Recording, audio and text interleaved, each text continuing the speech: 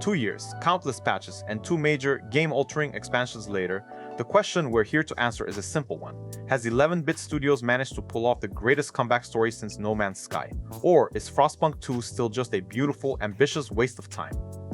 Let's be brutally honest, the launch was a spectacular failure. This wasn't a case of a few quirky bugs or some amusing physics glitches. This was a fundamentally broken product.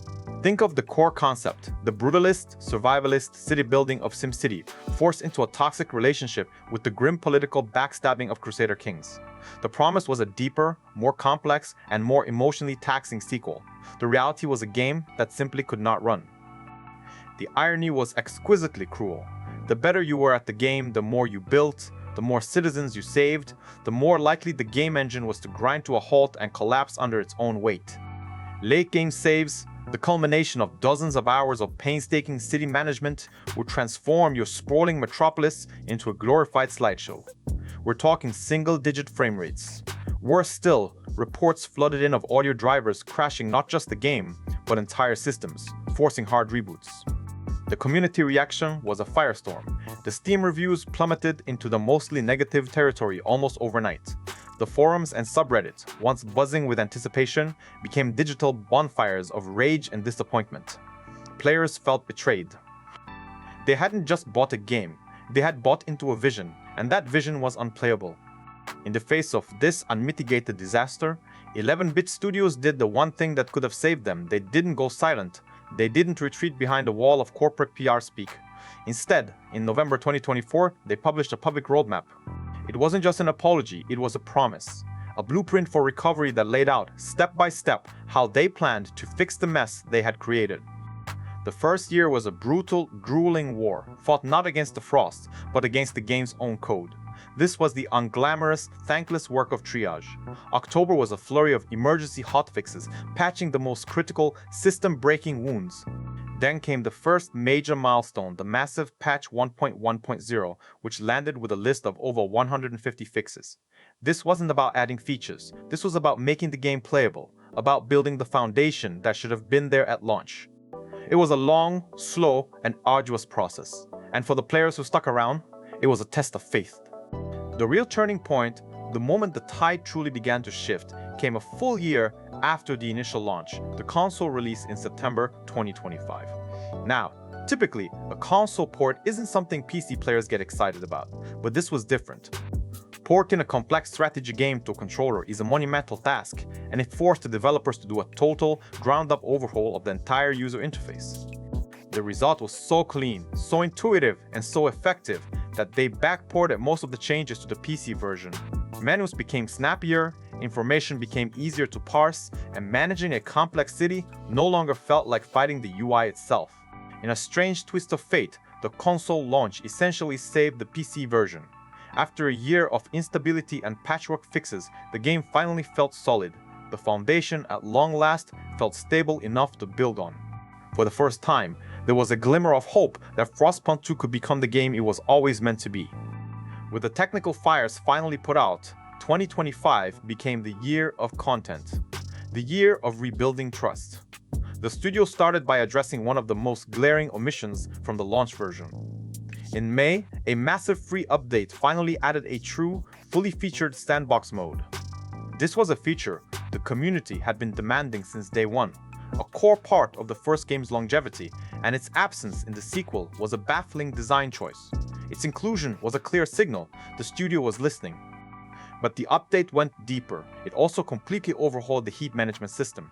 The launch version had simplified it to the point of abstraction, removing much of the strategic depth. This update brought back the granular, district-by-district control that veterans of the series craved.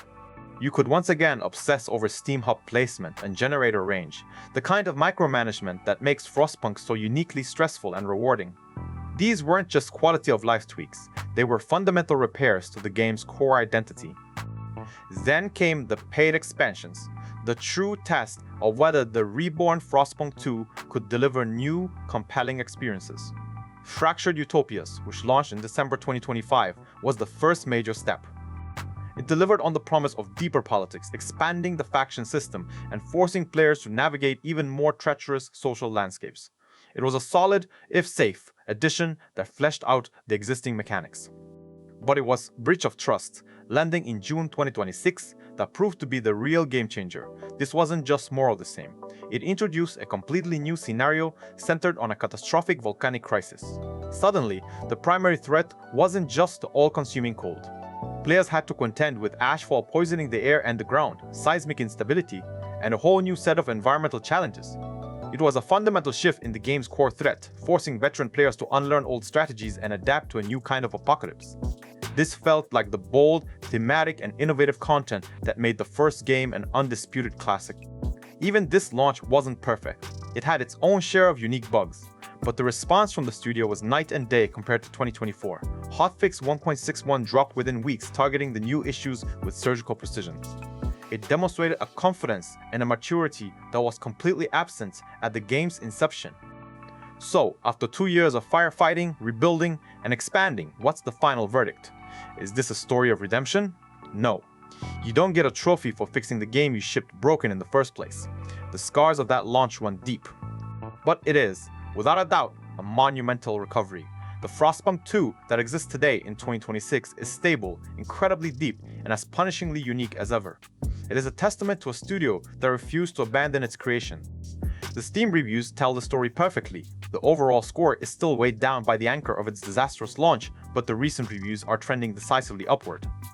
The initial anger from the community is still there, a ghost in the machine, but now it's mixed with a grudging respect for the effort. My final rating is a B+. The game is finally what it should have been 2 years ago. The free updates and the excellent paid expansions have transformed it from a cautionary tale into a truly compelling strategy experience.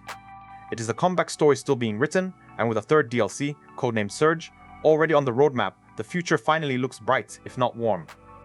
If you are a fan of city builders that actively hate you and want you to fail, this is an easy recommendation. Buy it on sale.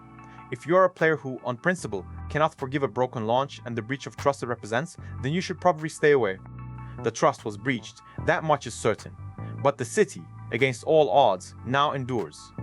After 2 long years, have you returned to the frost? Did you brave the initial storm, or are you thinking of finally jumping in? Let me know your own verdict in the comments below.